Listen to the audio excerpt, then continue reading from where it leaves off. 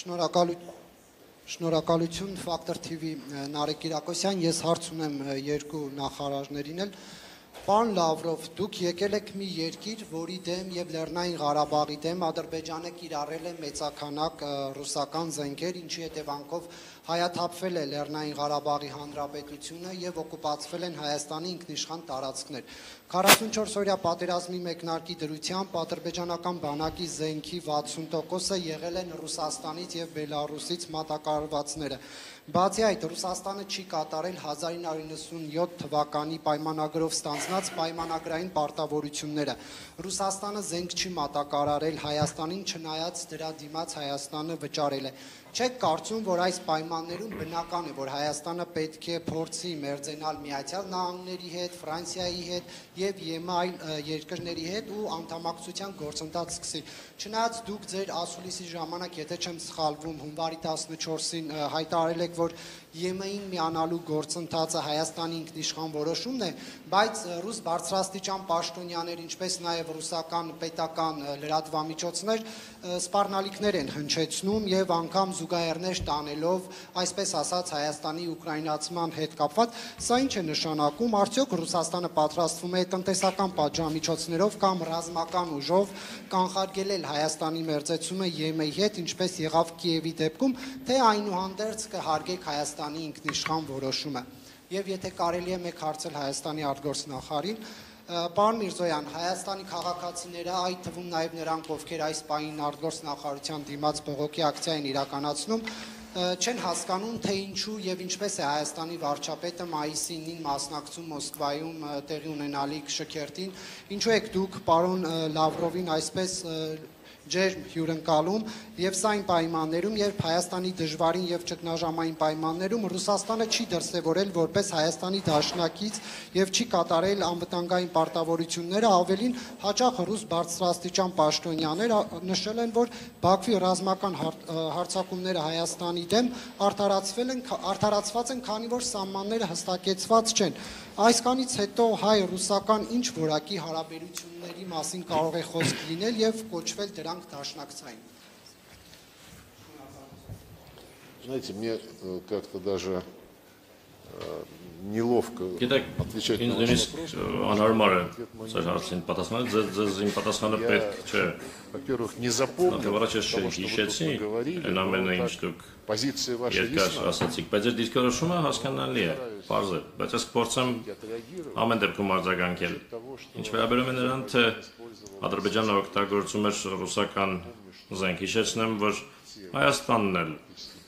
Գրեթե բոլոր տարիներին անկախություն ձեռք բերելուց հետո օգտագործում էր ռուսական զենք, այդ թվում նաև ժամանակին վերցնելու համար այն 7 շրջանները, որոնց նկատմամբ պաշտոնական հավակնություն երբեք չի ունեցել։ Իմիջ այլոց Հայաստանի առաջին ղեկավարներից ոչ մեկը երբեք չէր առաջարկում Լեռնային Ղարաբաղը ճանաչել որպես անկախ միավոր, բայց օգտագործվում էր ռուսաստանյան զենք վերցնելու համար անվիճարկելի 7, չվիճարկվող 7 ադրբեջանական շրջանները եւ այնտեղ ամրաշինական եւ ռազմական գծեր ստեղծելու համար, շինարարության համար եւ դրանք ցույց են տալիս, որ այդ տարածքները շատ երկար ժամանակ պահելու համար էր հաշվարկնարված։ Որոշ վերլուծաբաններ ասում էին, որ այդ ամրաշինական աշխատանքների բնույթը վկայում էր այն մասին, որ ընդհանրապես չէին պլանավորում դրանք հետ փոխանցել Ադրբեջանին, ուստի այո, Աֆրիկայում էլ է, Մոզամբիկում էլ է օգտագործվում ռուսական զենք, Կալաշնիկովի ավտոմատ, շատ երկրներում կա մեր զենքը եւ դա չի նշանակում, թե այդ զենքը ամենուր օգտագործվում է այն նպատակներով, որոնք օրինակ համահունչ կլինեին բոլորին ձեռնտու սկզբունքներին։ Ձեր նշանակած դրվագները վճարում մատակարարումների հետ կապված եւ չկայացած մատակարարումների հետ կապված մենք այդ դրվագն այսօր քննարկել ենք, մենք կարգավորել ենք այդ հարցը, այդ վճարումները հաշվանցվել են այլ նպատակների, այստեղ հակասություն չկա, նոր մատակարարումների առումով մենք այո հիմա ունենք իրավիճակ, որում մենք ստիպված ենք ինչպես պատմության մեջ բազմիցս կռվել ամբողջ Եվրոպայի դեմ, որը հերթական անգամ նացիստական կարգախոսների ներքո Զելենսկու ռեժիմն առաջ մղելով կռվում է մեր դեմ։ Գործնականում բոլոր եվրոպական երկրները եւ զենք, ինչպես հասկանում եք այս իրավիճակում, որը հասնում է Ուկրաինա շատ է, ժամանակակից զենք է եւ այդ զենքը մեր պատասխանն է պահանջում եւ մեր հայ բարեկամները համոզված են մեզ հասկանում են, որ նման իրավիճակներում մենք չենք կարող մեր բոլոր պարտավորությունները ժամկետում կատարել, բայց անգամ այդ իրավիճակում բոլոր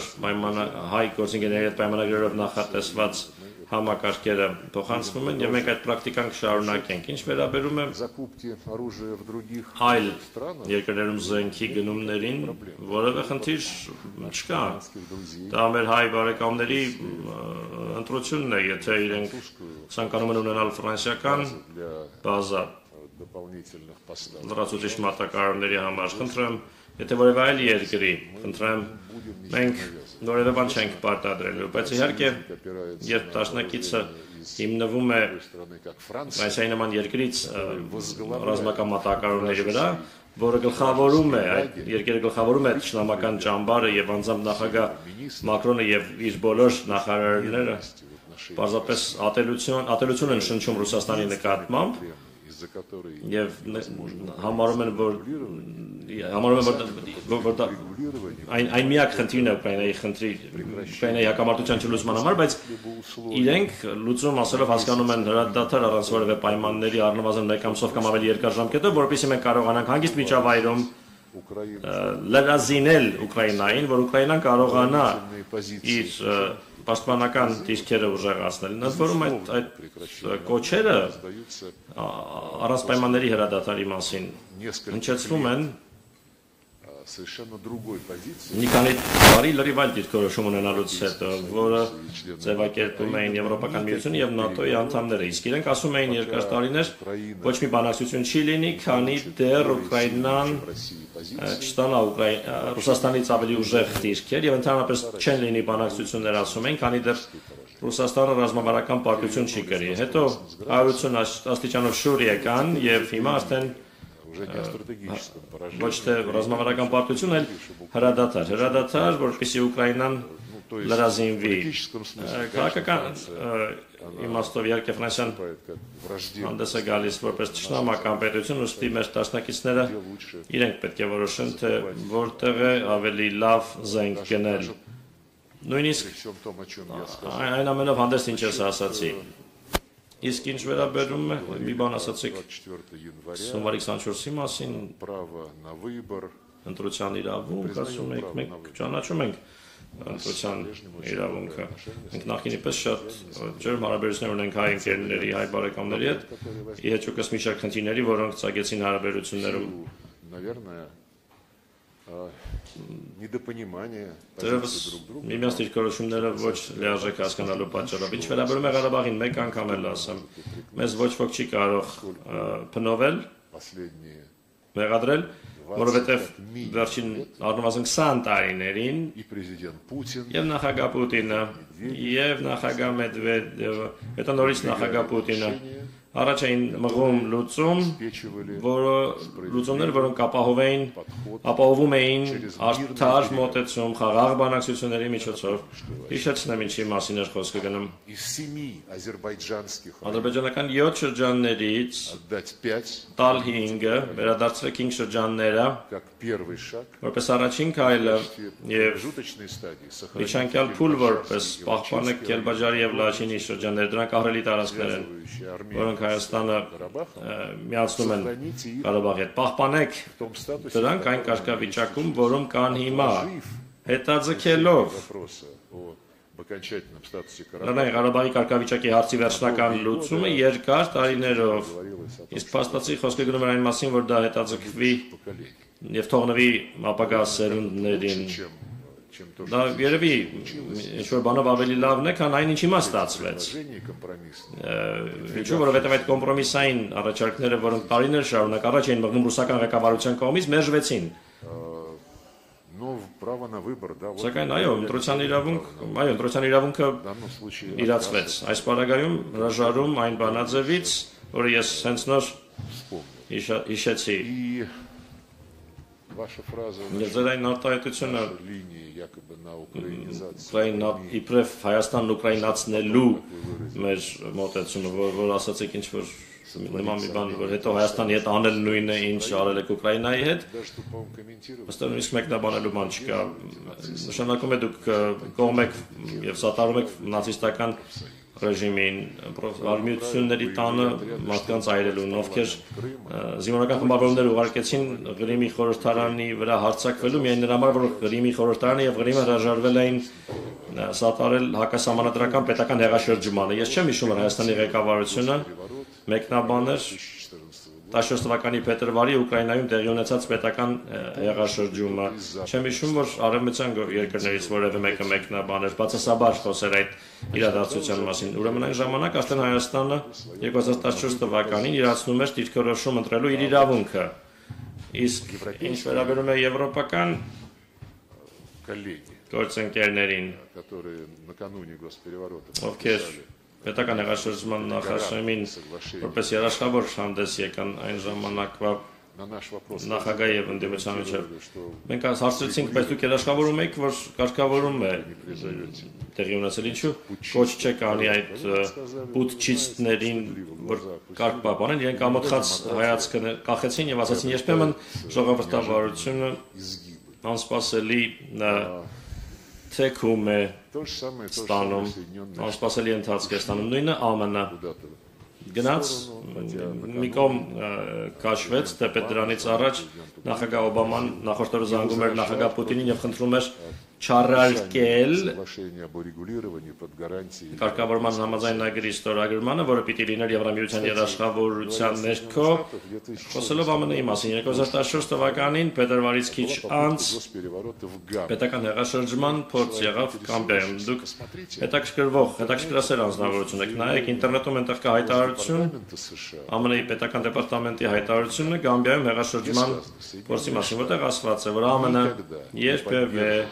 չեն սատարի իշխանության փոխանցումը ոչ սահմանադրական ճանապարհով, այ իրենց հարցրեք, գալիս լինում են չէ ամերիկացի գործընկերները այստեղ մամուլասոլիստների գալիս են, իրենց հարցրեք ինչու Գամբիայում չի կարելի, իսկ Ուկրաինայում կարելի է։ Իրենք ձեզ հավանաբար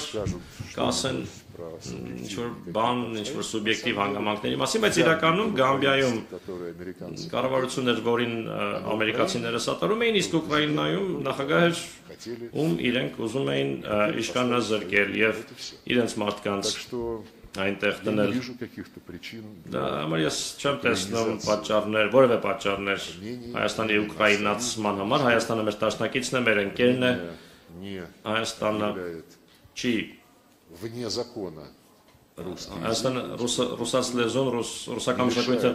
անօրինական չի հռչակում, օրինական իրավունքներից չի զրկում էթնիկ ռուսներին եւ նրանց, ովքեր պարզապես ուզում են ռուսերեն խոսել։ Հայաստանում ընդունված չեն օրենքներ, որոնք արգելում են այդ ամենը, ի տարբերություն Ուկրաինայի։ Այդ օրենքների ցանկը այսօր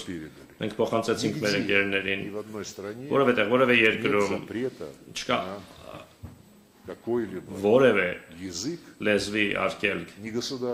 խոսքը ոչ պետական լեզվի մասին է, որևէ երկրի, որևէ լեզվի, եթե այդ լեզվով խոսողները քո երկրի բնակիչներն են, մենք բացեցինք, որ Հայաստանում արգելված չէ ադրբեջաներենը, իմիջայլոց Ադրբեջանում, այդ թվում այժմ նաև Ղարաբաղում, ժամանակությամբ Ադրբեջանի արգելված չէ հայոց լեզուն, իսկ այ Ուկրաինայում ռուսերենը արգելված է, Իսրայելում արաբերենը արգելված չէ, արաբական երկրներում եբրայերենը արգելված չէ։ Ուկրաինան այդ առումով ունիկալ պետություն է, երբ մենք լսում ենք Եվրահանձնաժողովի ընդայնման հանձնակատարի հայտարարությունները տեկին կարծես կոս ասում է իբրև ամբողջ Ուկրաինան կատարել է բոլոր նախնական պայմանները եւ կարելի է սկսել անդամակցության բանակցությունները եւ այն բանի ֆոնի որ Ուրսուլա ֆոն դեր Լայնը Կայա Կալասը եւ մյուսները հայտարարում են թե պետք է օգնել Ուկրաինային քանի մինչեւ որ հաղթի որովհետեւ Ուկրաինան պաշտպանում է եվրոպական արժեքները, դա նշանակում է, որ Եվրոպան իր արժեքներն է համարում նացիզմը, языка, на котором говорит большинство граждан. Այն լեզվի ոչնչացումը,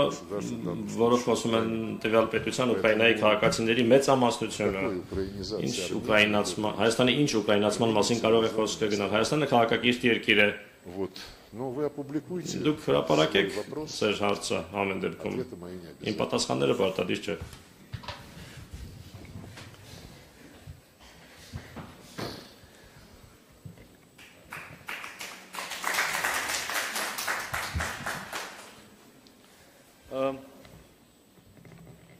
Հայաստանի Հանրապետությունում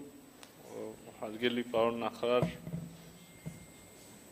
ժողովրդավարական ինստիտուտները շարունակաբար զարգանում են եւ մեծ հարգանքի են արժանի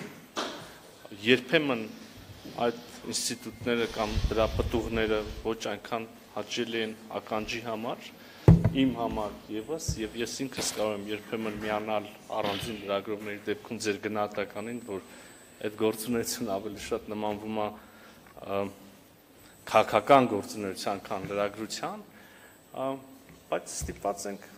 պատասխանել ձեր հարցերի եւ ես էլ չեմ խուսափի ձեր հարցից իրականում ձեր հարցի պատասխանը ինձ ուղղված մասի համենայն դեպս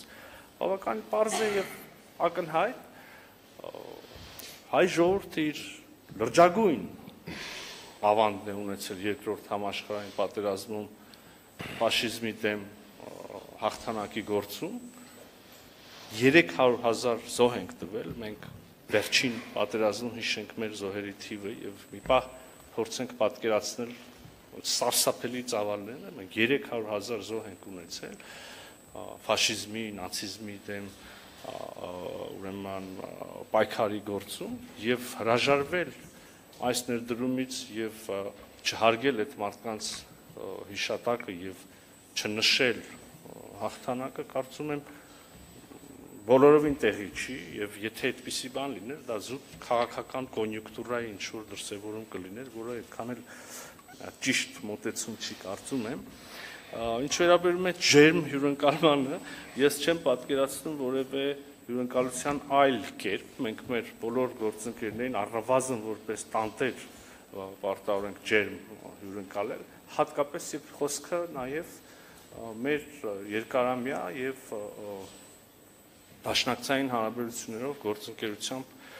կապված գործընկերների մասին ես չեմ ուզում կրկին շղթել խնդիրների արկայությունը մենք արդեն այսօր միայն այս ձևաչափում բավականին երկար կենտրոնացանք խնդիրների վրա դրանք ոչ Հայաստանն է շղթում ոչ Ռուսաստանն է շղթում տեսակ որ կան հարցեր որ մենք ուրիշ կերպ ենք ընկալում Ռուսաստանի Դաշնությունը ուրիշ կերպ է ընկալում բայց այստեղ եթե ուզում եք ավելի անկեղծ շարունակենք այս խոսակցությունը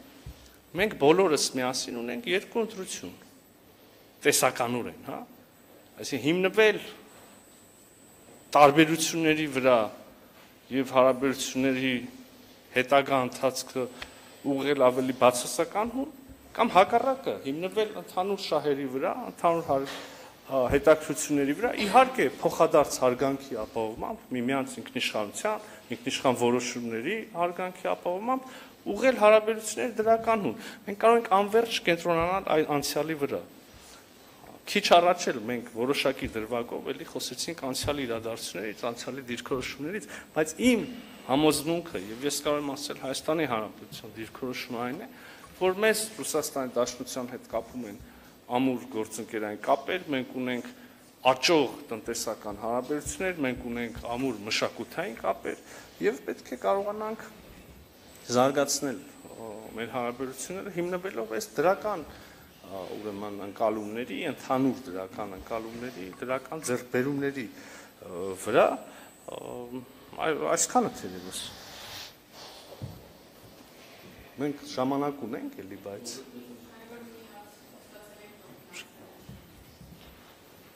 Он обычно короткие вопросы задает. Вячеслав обычно короткие вопросы. Վեճեսլավը սովորաբար կարճ հարցեր է տալիս, այս մեկը կարճ հարց, ավելի երկար հարց է։ Երեք նախադասություն։ Давай.